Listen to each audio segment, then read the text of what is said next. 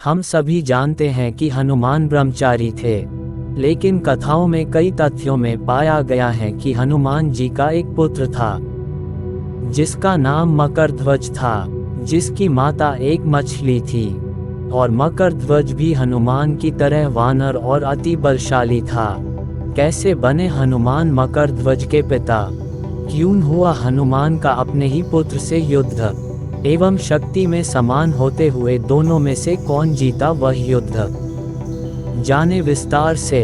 हनुमान के पुत्र मकरध्वज वनवास काल के दौरान जब रावण सीता का अपहरण कर लेता है, तब सीता की खोज में श्री राम की मुलाकात हनुमान जी से होती है और वे सीता के खो जाने की कथा हनुमान को सुनाते हैं। तब हनुमान और उनके सखा सुग्रीव और उसकी वानर सेना सीता की खोज में श्री राम एवं लक्ष्मण की मदद करते हैं। बहुत प्रयासों के बाद जब श्री राम और उनके साथियों को ये पता चलता है कि सीता का अपहरण लंकापति रावण ने किया है, तब वे हनुमान को समुद्र पार सीता की खोज में भेजते हैं। हनुमान मायावी थे, वे अपनी शक्ति की सहायता से आकाश मार्ग से लंका पहुंचते हैं और लंका की अशोक वाटिका में बैठी सीता से मुलाकात करते हैं, जिसके लिए वे सीता को श्री राम के दूत होने के प्रमाण के रूप में श्री राम द्वारा दी हुई मुद्रिका दिखाते हैं, जिसे देखते ही सीता समझ जाती हैं और उन्हें यकीन हो जाता है कि उनके पति श्री राम उन्हें लेने आ चुके हैं। हनुमान सीता की खबर लेने के बाद अशोक वाटिका में लगे वृक्षों के फल खाकर अपना पेट भरते हैं और पूरी अशोक वाटिका को उजाड़ देते हैं। तब रावण के सेना के राक्षस हनुमान से युद्ध करते हैं, लेकिन कोई उन्हें पकड़ नहीं पाता। तब उन्हें रावण का पुत्र मेघनाद पकड़ने जाता है और पकड़कर दरबार में रावण के सामने बंदी बनाकर लाता है। तब हनुमान को सभा में बैठने के लिए स्थान नहीं दिया जाता, इसलिए वे अपनी पूंछ का सिंहासन बनाकर बैठ जाते हैं। उनके ऐसे उपद्रव के कारण रावण उनकी पूंछ में आग लगाने का हुक्म देते हैं और सभी सेना मिलकर बड़ी जद्दोजहद के बाद हनुमान की पूंछ में आग लगाते हैं, जिसके बाद हनुमान किसी के काबू में नहीं आते और उड़ उड़कर सारी लंका में आग लगा देते हैं। अंत में वे अपनी पूंछ में लगी आग को बुझाने के लिए समुद्र में जाते हैं और उसी समय ताप के कारण उनके शरीर से बहता पसीना समुद्र में जाता है, जो कि एक मछली के पेट में चला जाता है और उससे मछली गर्भ धारण कर लेती है। कुछ समय बाद उस मछली को पाताल के राजा अहिरावण के सैनिकों द्वारा पकड़ा जाता है और उसे काटने पर उन्हें वानर के रूप में एक शिशु मिलता है, जो कि बड़ा बलवान होता है, जिसका नाम मकरध्वज रखा जाता है। उसे पाताल के राजा अहिरावण के द्वारा पाताल का द्वारपाल बना दिया जाता है।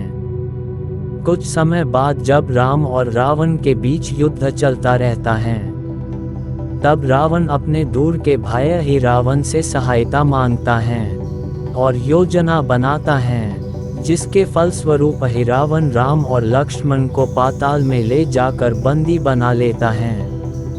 उन्हें पाताल से छुड़ाने हनुमान जी जब पाताल पहुंचते हैं, तब उनकी भेंट उनके पुत्र मकरध्वज से होती है। हनुमान को भी इस बारे में कुछ ज्ञात नहीं होता।